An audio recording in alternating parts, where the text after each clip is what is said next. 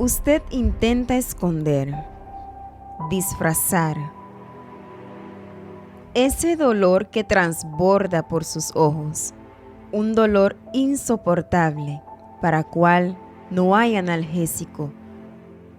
El dolor de ver quien usted ama perderse, de sentirse impotente ante una noticia, por no saber cómo reaccionar a algo que le fue quitado.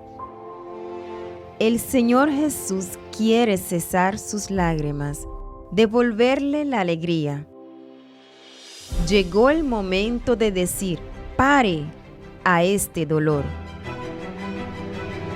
Este domingo 9 de mayo, en el Día de las Madres, el clamor por los que lloran, especialmente a las 7 y a las 9 de la mañana, también a las 3 de la tarde y 6:30 de la tarde, en la Iglesia Universal del Reino de Dios, calle Industria Paribas, número 32.